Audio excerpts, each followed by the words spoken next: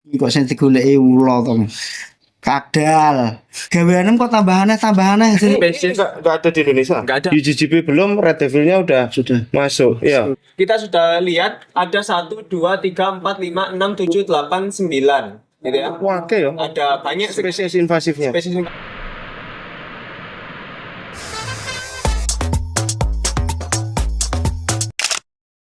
Oke, wes ya.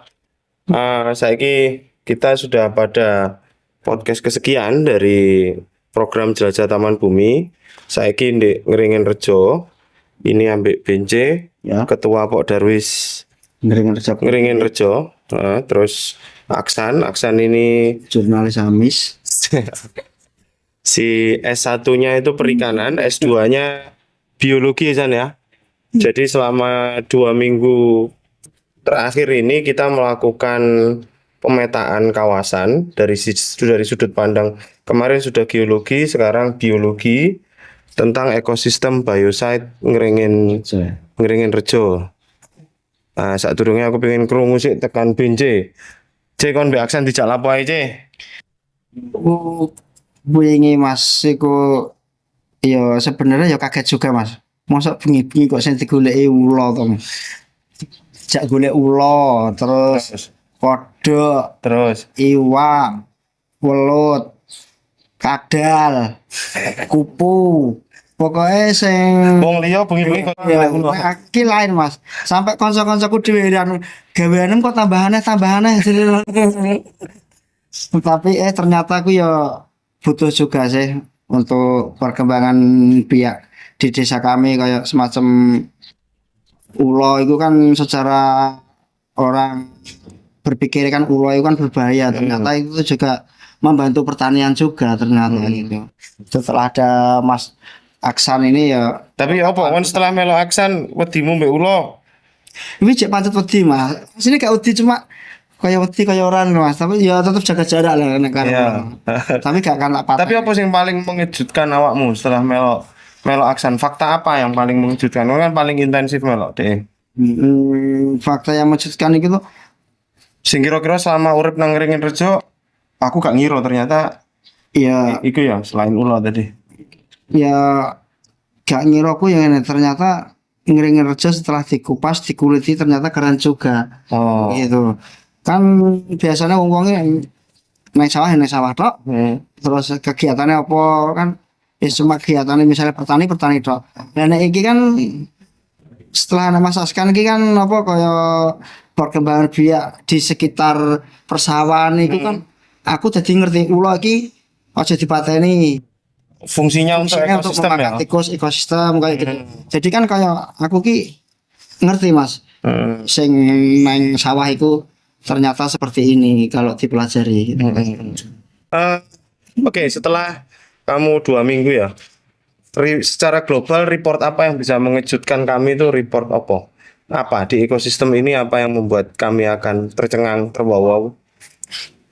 Sebenarnya kalau semisal dikatakan report apa yang kemudian memang benar-benar benar-benar berbeda, itu mungkin agak susah ya. Artinya mungkin kita ngomong itu sebenarnya Bengawan Solo secara umum seperti itu. Nah, sebenarnya ini permasalahan itu umum namun kemudian memang tidak terlalu disadari. Nah, sebenarnya yang Apa itu?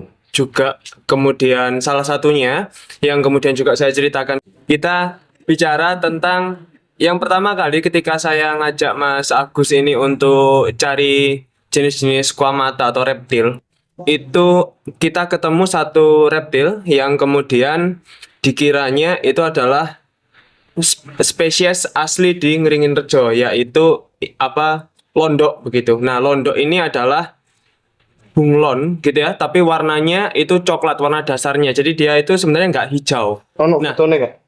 Ada. Coba. Supaya kita ke gambar. Ini ya? Iya. Lontong. Nah, itu Jadi- pertama kali penemuan. Itu Apa bedanya dengan bunglon? Ya bunglon kan bentuknya ini aja. Nah, ini adalah kalau tes versicolor. Jadi ini adalah spesies yang kemudian memang harusnya tidak ada di Indonesia. Nah, efeknya apa? Sebenarnya ini adalah Ini spesies nggak ada di Indonesia. nggak ada harusnya. Jadi dia itu apa dari luar, dari Oke. apa Spesies Asia, aslinya di mana?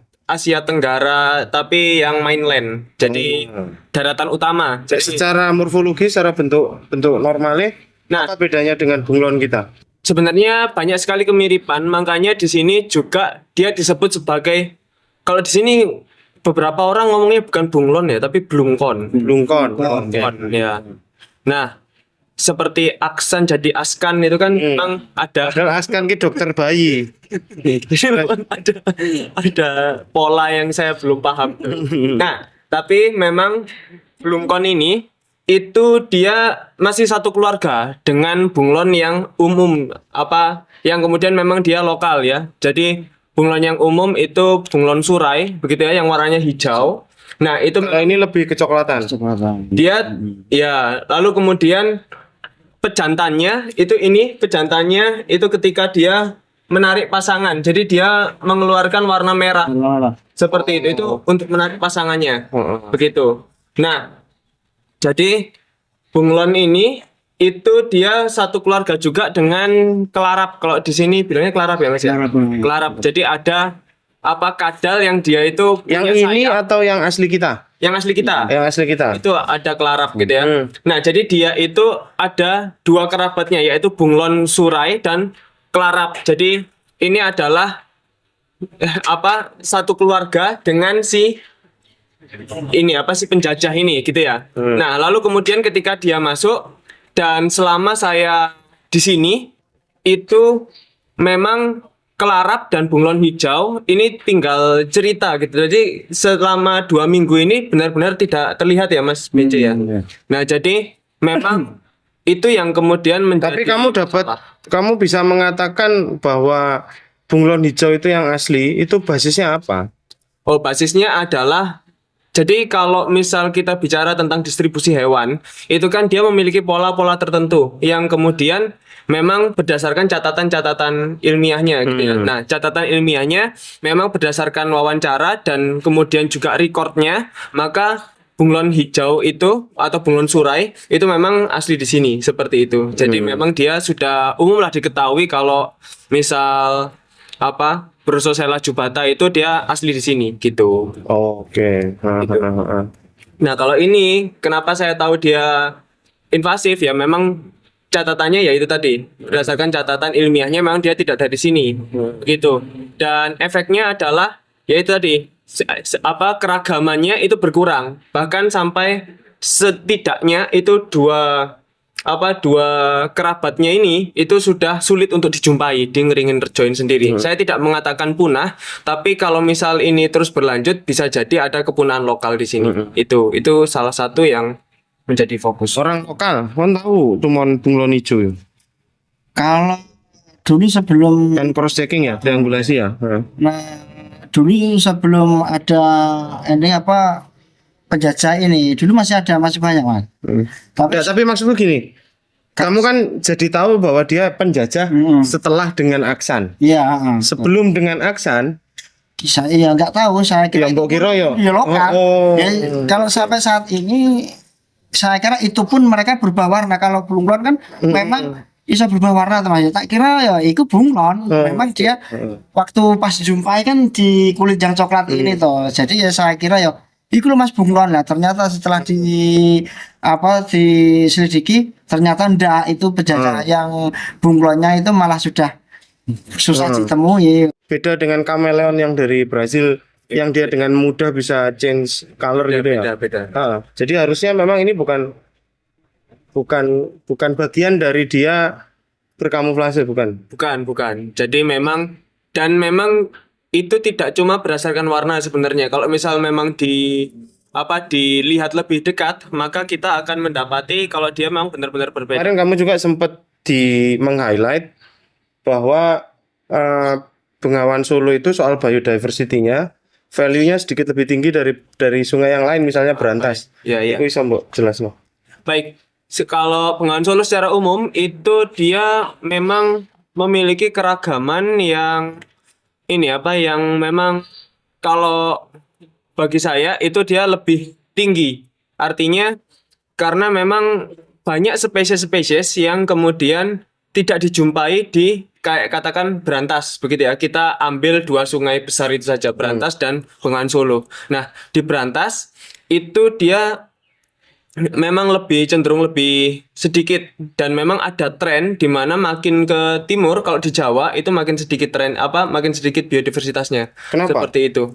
Nah, ini mungkin terjadi karena memang ini ya adanya jadi namanya itu zoogeografi. Jadi zoogeografinya ini memang dia untuk keragamannya kan dulu kan si Jawa ini kan dia masih gabung dengan Sumatera, Kalimantan dan sebagainya seperti itu ya. Lalu kemudian akhirnya ada kenaikan air laut, lalu kemudian akhirnya terpisah-pisah dan sebagainya. Nah, kemungkinan besar yang di Brantas ini dia memang yang terperangkap di sana itu lebih lebih sedikit daripada yang di Bengawan Solo, karena Bengawan Solo ini masih ada akses untuk ke bagian baratnya seperti itu.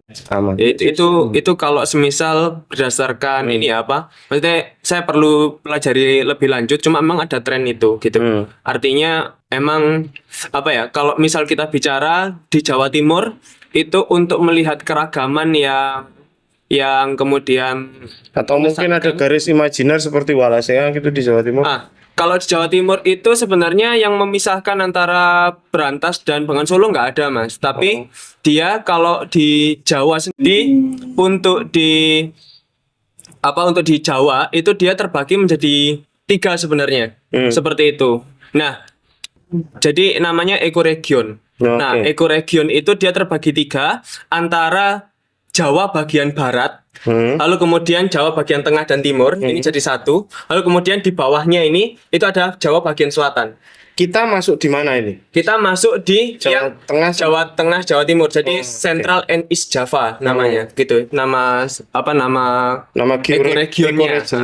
Nama ekoregionnya seperti itu. Nah, itu juga akan berhubungan dengan pembahasan-pembahasan yang ada di tim geologi, karena memang itu sangat amat terpengaruh dengan adanya aktivitas geografis. Jadi kita bicara tentang spasial temporalnya dia gitu. Jadi jadi kalau misal contoh gampangnya, kalau misal kita dari Malang gitu mau ke Malang Selatan itu kan lewat gunung ya. Gunung ini adalah bariernya. Oh ya, sudah beda lagi. Jadi makanya setelah gunung itu sudah masuk ke bagian yang lain. Dan biodiversity berevolusi sesuai dengan konfigurasi geologinya. Betul. Dia beradaptasi dengan itu ya. Betul, gitu. Nah, lalu kemudian kalau yang di Jawa Barat gitu ya. Baratnya Jawa dan selatan ini dia masih ada hubungan ke Sumatera. Seperti itu. Jadi dia itu nggak cuma berhenti di Jawa, tapi kalau Central and East Java ini dia benar-benar berhenti di Jawa. Seperti itu. Jadi jadi justru lebih unik ya, lebih autentik begitu. Karena tidak terkoneksi dengan pulau lain. Betul, tapi memang konsekuensinya adalah dia memiliki keragaman yang lebih sedikit karena memang dia tidak terhubung dengan Sumatera gitu. Dia lebih dulu terpisah dari Sumatera daripada ekoregion yang lain seperti itu. Oke, menarik ini, menarik. Terus kemudian kemarin juga coba langsung ke Red Devil.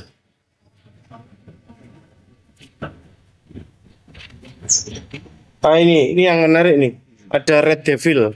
Kalau Danau Toba statusnya UGGP, UNESCO Global Geopark. Disemprit sama UNESCO salah satunya karena persoalan ikan invasif Red Devil. Kita UGGP belum, Red Devilnya sudah masuk. Ya, logo MU wis mlebu sih. Jadi memang MU ini meresahkan ya. Glory Man United. Terus nah, kalau semisal masalah temuan Red Devil ya, memang Red Devilnya ini belum terlalu terlihat, tapi memang sudah ada temuan begitu ya. Maksudnya belum semembludak itu, tapi memang sudah ada temuan. Tapi memang yang harus belum semembludak atau kamu nggak tahu?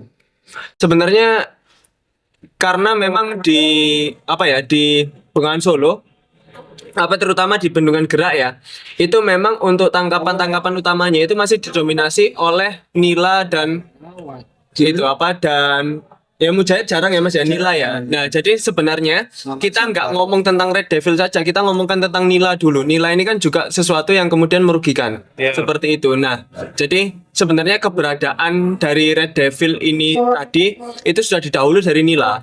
Oh, Seperti itu. Jadi nila itu lebih kelihatan di situ. nila itu lebih problem daripada Betul. devil. Cuman memang ya itu masalahnya adalah kalau sekarang ada peraturan dari Kementerian tahun 2020 ya yang sempat di-share di grup itu kan selalu kemudian pemerintah itu tidak berani untuk memasukkan daftar-daftar komoditas budidaya yang memang dia invasif. Begitu termasuk nila, mujair, patin itu tidak masuk gitu karena memang banyak sekali pengusahanya di sini gitu. Patin tuh invasif.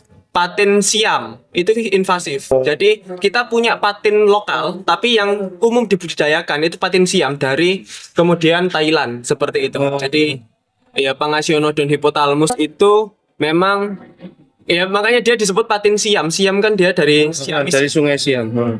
seperti itu. Ya. Oh gitu. Nah, yang ada di bendungan gerak itu juga banyaknya sekarang yang kemudian disebut jambal. Jambal ini kan sebenarnya nama lokal ya. Tapi kemudian memang yang didapatkan sebenarnya patin, tapi dia besar gitu, patin siam. Seperti itu. Jadi spesies lokal dari patinnya Bengawan Solo sendiri itu sangat jarang terlihat sekarang gitu. Jadi total kamu menemukan berapa spesies yang asli dan berapa spesies yang terduga invasif? Baik. Jadi kalau masalah ini untuk apanya? Untuk reptil atau Everything. Oke, baik. Kalau untuk reptil, ini dia, jadi ada yang dia kemudian statusnya diduga gitu ya, itu entah dari wawancara ataupun data ini ya, literatur ya. Lalu kemudian ditambah dengan observasi, maka reptil ini itu ada yang invasif itu memang satu, tapi totalnya ini sudah 30-an. Seperti itu, dan dia didominasi oleh ular-ular tikus, ular-ular Colubridae yang kemudian memang bisanya itu tidak ada yang tinggi, mungkin lemah dan menengah gitu. Jadi Itu yang berguna untuk pertanian tuh. betul.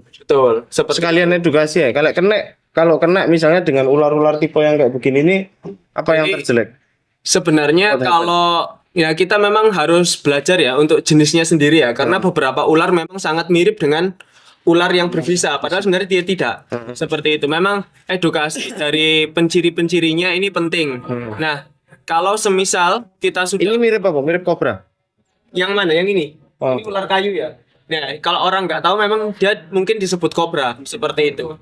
Nah, jadi Wong Jawa jarane ular dumung itu apa? dumung itu kobra. Oh, kobra. Oke. Kalau Dia mirip itu sering kali. betul. Tapi kalau semisal mungkin petani dia mungkin lebih lebih sensitif ya. Maksudnya dia mungkin nggak terlalu sulit lah untuk mengedukasi. Tapi orang yang kemudian memang dia jauh dari dari habitat persinggahan dari si hewan-hewan ini itu mungkin agak susah lah untuk dibilang oh ini yang cirinya seperti ini karena jarang bertemu. Kalau semisal kayak ular kayu ini saja itu kalau semisal tergigit kita nggak ada ini sih Mas, nggak ada nggak Efek. ada efek sama sekali, Gatel enggak? nggak ada.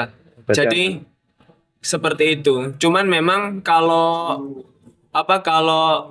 jarang sih kalau ada yang alergi terhadap ini ya. Tapi yang memang yang agak menakutkan kalau misal dia alergi, sebenarnya ya umum sih. Kalau misal alergi itu memang dia efeknya akan lebih buruk ya. Tapi Tapi enggak sampai mati apa enggak? tergantung alerginya dia seperti apa gitu ya. Artinya tubuhnya merespon alergen itu Ya, seperti ya, apa, ya. akan Oke. seperti itu. Tapi itu kan one in a million case ya. Ya, betul. Tapi secara umum dia tidak, sehingga kalau misal dibunuh itu eman gitu kan, sayang aja gitu. Kecuali kalau misal kita tahu oh ular ini berbisa membahayakan orang itu nggak apa-apa lah. Maksudnya masih make sense. Kalau misal dia nggak membahayakan orang dibunuh ini kan tanpa Eman. alasan gitu Iya. ya. Nah, seperti itu. Oke, terus kalau dari sisi ikan ada berapa? Dari sisi ikan itu ini yang kodok ini masih 5 ya, masih Amphibia 5. ya. Itu enggak ada yang invasif. Sejauh ini belum, tapi coba saya pelajari Iya, oke. juga gitu ya. Nah, kalau dari ikan ini dia ada sekitar 51 gitu ya untuk yang saya list. Kemarin berenang di mana? Di Grogolan. Grogoland ya. Di Grogoland itu dia ketemu satu spesies lagi, yaitu ikan jenisnya ikan jeleger yang kemudian memang ada di Berantas juga. Lalu kemudian memang belum saya list. Nah, ini kita sudah lihat ada 1 2 3 4 5 6 7 8 9 gitu ya. Oke ya. Ada banyak Spesies invasifnya. spesies invasifnya, 3 tambah 3. Dugaan mereka berasal dari mana? Macam-macam Mas, ada yang dari Amerika, ada yang dari Kok bisa tekan gini? Nah, jadi Migrasi. dia enggak. Kalau migrasi itu kan alami. Ah. Nah, tapi yang biasanya terjadi adalah memang sengaja dilepaskan atau kemudian memang ketidaktahuan orang yang kemudian melepaskan atau kemudian memang dia adalah komoditas budidaya. Komoditas budidaya kita itu kan mayoritas adalah ikan invasif gitu. Kita Ini lihat kan saja. tambak tadi. Tambak nggak ada, tapi kemarin juga tambak kalau di sini nggak ada ya Mas. Di desa-desa rono. Ada yang keramba bengawan itu. Oh, dan mungkin uculan lepasan dari situ ya. Dan atau kemudian memang Mas Bence kemarin juga iya betul. Kesalahan tebar ya. Betul, jadi kedinasan itu membantu Ya siapapun itulah. ya Ah. itu kalau kata Mas Bence kemarin sempat bantuannya berupa tawes dan West, terus ikan nila mujair. Nah, mujair dan nilanya ini kan dia invasif Mas. Nah, itu malah ditebar seperti itu. Oke. Itu. Terus dulu ya. Betul. Jadi kajiannya itu ini gitu. ya wis. Ya. Betul. Oke, terus ini yang menarik lagi kamu kemarin cerita ada pengaruh tumpahan minyak tuh Oh, baik. ke sungai. Baik, itu untuk apa? Karena kamu sempat cerita kemarin di salah satu diagrammu itu ada perubahan ya Air ya. tebu tambang minyak ini. Tuh, Oke, baik. Ya apa kamu? Ini kan jaraknya dari Wonocolo jauh ya, Pak ya? lumayan jauh. Cuman memang Ada 15 kilo? Nggak ada ya? nggak ada. Jadi memang untuk limbah ya, limbah ini kan dia macam-macam bentuknya ya, entah itu dari tebu, entah itu dari tambang ataupun dia bentuknya minyak. Yang minyak ini kita belum tahu ya Mas ya, itu dari mana gitu ya. Kalau Tapi saat memang ini kan, iya. kalau saat ini kan apa? Baru yang saat ini limbah tebu Mas. Yang saat Tebu. Tebu itu apa? Dari pabrik? Bukan pabrik kan? tebu Kalau Tebu setelah ditebang. kemungkinan itu apa? Kemungkinan- Tapi bentuknya dia cair Mas. cair ya, cair. Cair. Ya oke lah nanti kita cari ya. Warna Memang masih ini ya. Dan itu yang sering kali kemudian melatar belakangi fenomena munggut. Nah, munggut ini dia ya Karena aku punya pengalaman makan ikan hasil munggut tuh bau bensin. Iya. jadi salah satunya mungkin iya, tapi munggut ini sebenarnya kan fenomena dari adanya ini ya, adanya habitat buatan yaitu bendungan gitu ya. Bendungan sendiri kan sebenarnya ini ya apa? Jadi bendung gerak tuh jelek buat ekosistem. Betul, karena memang bendung gerak ini dia tidak dilengkapi dengan yang namanya fishway. Iya. Aku tahu. Sing kayak tangga kecil merap itu kan. Kalaupun dia dikasih Jelaskan juga. ya, kalaupun kemudian memang dikasih fishway, saya ragu dengan masyarakatnya. Karena itu kan untuk memudahkan ikan migrasi ke jalur normalnya lah, nggak berubah terlalu ini. Iya. Jadi itu membatasi keragaman dari si ikan. Jadi indukannya jadi terbatas antara yang di bawah bendungan dengan yang di atas bendungan. Sekarang jadi lebih tinggi yang di atas bendungan. Untuk apa ya? Ikan. Keragamannya. Ya keragamannya. Sama. Kayaknya sama Mas. Tapi memang kemudian ini fenomenanya mungkin Mas Bence sebagai mantan nelayan dari bendungan ini seperti apa Mas? Dulu penghasilannya berapa? Lalu kemudian kenapa berhenti? Gitu. Kalau dulu itu waktu Mas sekitar 2014-an itu dulu kan fenomena ikan lompat itu kalau musim kemarau itu kan pasti ada Mas ya. Itu dulu kan kelompok. Kelompok saya itu 8. Satu harinya itu dapat 100.800.000. Ya, satu harinya. Terus lama-lama merosot, tapi kita tidak sadar merosotnya itu kenapa, kan kita nggak sadar. Ya ternyata setelah dijelaskan sama Mas Askan ini kemarin, ternyata kita ngambilnya itu terlalu banyak, nggak dibatasi. Oke. Terus ini Nelayan apa, Kak? Aku tidak melihat ada perahu di sekitar sini. Itu nelayan Sungai Bengawan Solo kalau Tapi nggak pakai perahu. enggak. Ada juga yang pakai perahu Oh. tapi sebatas mancing, di tengah mancing. Lah, kalau kita kan nangkapnya pakai jaring, gitu, nyemplung gitu lah, pakai jaring. Apa ikan itu kan misalnya dia mau bermain di arus deras itu loh, dia lompat itu, terus bawahnya itu dikasih jaring. Oh iya. Gitu. Dulu itu seharinya sampai dapatnya 1,8 Oh, pakai ya. Iya. Bahkan sampai waktu pas saya masih punya istri, itu bawa amis sama mas badannya. Soalnya perhiasannya dari hasil uang ikan itu semua. Oh no, terus ujungmu kena jaring. Iya, kena bekas mampu duit Pak mas. Iya iya iya iya iya iya iya iya iya. Oke. Dan itu nggak harus fenomena munggut ya Kak? Iya, enggak. Kalau itu Flashing ya? itu sudah pasti dipastikan kalau itu. Kalau Tiap- musim Setiap saat. setiap Terus musim sekarang memang- jumlahnya menurun. sekarang musim juga Sehingga kamu berhenti melayan. itu. Kadang Jumlahnya menurun, bojomu hilang pisan.